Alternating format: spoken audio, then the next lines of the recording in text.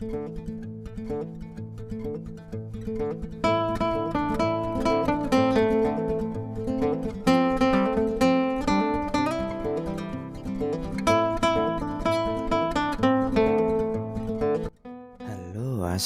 warahmatullahi wabarakatuh. Jumpa lagi ya sama saya si teknisi Henteso.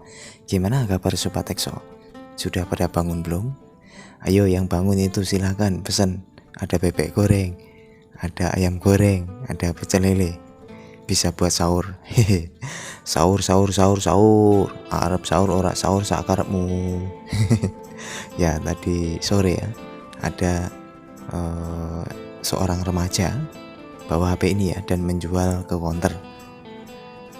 Melihat kondisinya seperti ini, dia menawarkan ya 50.000. Ya saya nggak berani ya kalau mau 10.000 karena saya tidak niat ya. Lalu ya dia mikir lama, akhirnya dikasih. Namun dia minta pulsa, jadi ya hitungannya ini 12.000 ya. Karena apa? Saya lihat secara fisik saya ya seperti ini, walaupun ya ini rongsokan ya, tapi kondisinya seperti ini, akhirnya ya udahlah pulsa 12.000 aja. Ya ini Samsung Galaxy V ya. Oke, untuk tahapan pertama kita akan cek dengan power supply ya. Bagaimana konsumsi arusnya, HP ini normal kah, HP ini konslet kah, supaya kita lebih tahu secara pasti ya. Setel di power supply 4 volt ya. Kita sambungkan. Nah, di saat saya sambungkan, power supply menjerit. Jadi power supply kalau sudah menjerit itu artinya HP keadaan konslet. Oke, ini HP konslet ya berarti.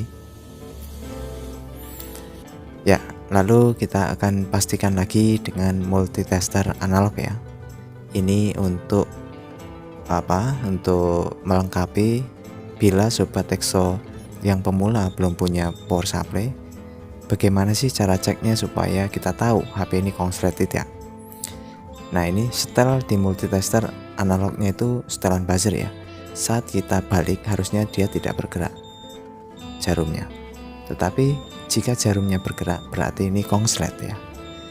Jadi begitulah caranya ngecek HP konslet tidak dengan multitester analog.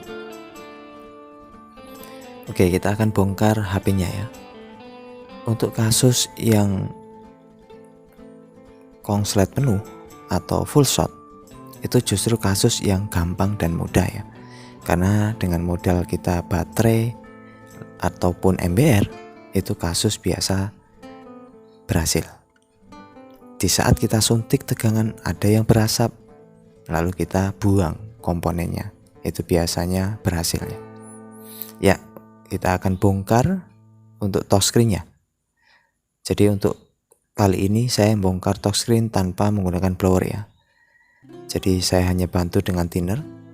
Pertama kita buka dengan cutter. Di saat sudah terbuka ruangannya, kita baru masukkan plastik mika seperti ini, lalu tuangkan thinner ya supaya lebih gampang bukanya.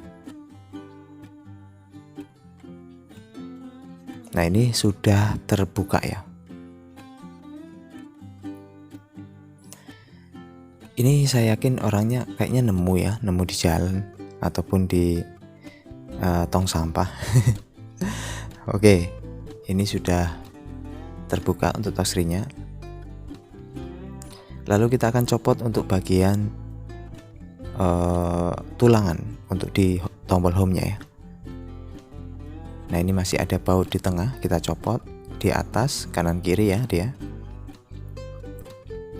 Lalu kita angkat mesinnya.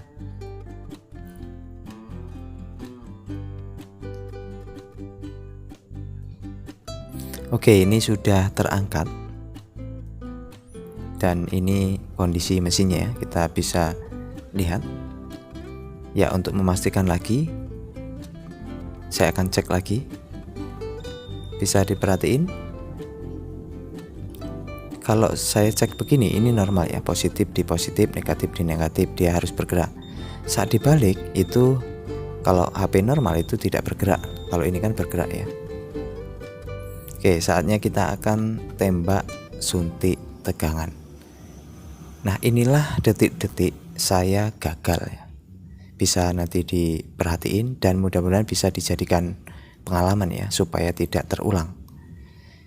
Nah, ini di saat saya coba tembak, seperti biasa saya solder ya untuk bagian kabel yang negatif ke kalengan ya.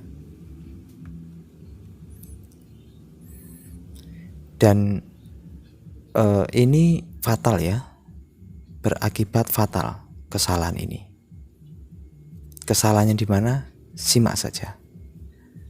Saya tidak menyadari ya bahwa saya melakukan kesalahan. Gak tahu saya itu mikir apa, ataupun gara-gara tante kemarin. Aduh. Oke, ini seperti biasa saya kasihkan thinner. Dan inilah detik-detik kesalahan saya sehingga HP ini tidak bisa diperbaiki. Bisa diperhatiin, jalur positif saya tempel di jalur negatif. Nah, ini gerakan lambat ya. Di saat saya tempel, seolah-olah dia menyedot, nyetrum, dan berasap. Nah, ini dia. Lengket dia. Itu berindikasi saya salah suntik. Seharusnya bukan di jalur negatif. Nah, itu gerak lambatnya.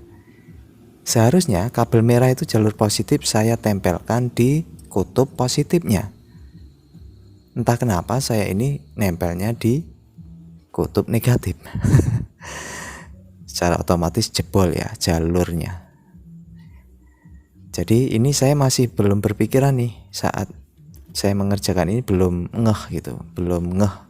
Saya itu habis nyuntik di jalur yang salah. Jadi perlu diperhatiin ya, di saat kita mau nyuntik tegangan, jangan sampai keliru saat kita nyentuh atau nyuntik di konektor baterainya. Nah, bisa dilihat hasilnya. Ini setelah saya salah suntik ya. Ini tanpa ada tegangan sama sekali HP-nya. Artinya HP ini almarhum. Seharusnya jika saya tadi tidak salah tempat saat penyuntikan, HP ini terselamatkan. Nah, ini harusnya kan bergerak. Kalau ini saya cek tidak bergerak sama sekali untuk di konektor baterainya. Ya, ini ya. Mudah-mudahan pengalaman ini bisa dijadikan warning ya untuk sobat pemula ya. Artinya di saat kita nyuntik tegangan MBR, kita jangan salah suntik. Jika salah suntik seperti ini, sudah larinya ke jalur PCB yang short atau yang konslet. Itu lebih kompleks ya. Nah, dalam keadaan video ini saya masih belum sadar bahwa saya itu telah lupa telah salah suntik karena memikirkan tante yang kemarin. Enek woy. Seharusnya begini. Coba diperhatiin ya. Ini saya coba lagi, ini saya sudah mulai sadar ya bahwa saya salah suntik. Seharusnya ditempel di positif, dan inilah seharusnya yang harus dicabut ya. Tadi kelihatan berasap, tapi itu sudah terlambat karena HP sudah kemasukan jalur yang salah. Dan untuk MBR dari baterai ini itu tanpa short protector, jadi dia mengeluarkan arus dan tegangan itu tanpa ada proteknya.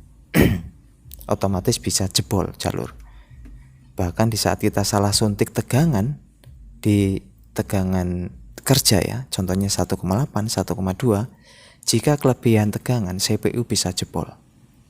Makanya pesan moral yang ingin saya sampaikan, hati-hati jika ingin suntik tegangan. Jangan seperti saya ya, ngelamun, ngelantur, dan ngantuk. Aturan HP ini bisa nyala, akhirnya sekarang almarhum guys. Aduh. Oke lah, itu saja ya untuk malam ini. Tidak bisa saya lanjutkan karena ini sudah almarhum. Mudah-mudahan bisa dijadikan manfaat, dan terima kasih atas supportnya. Selamat ini ya. Selamat bersaur. Assalamualaikum warahmatullahi wabarakatuh.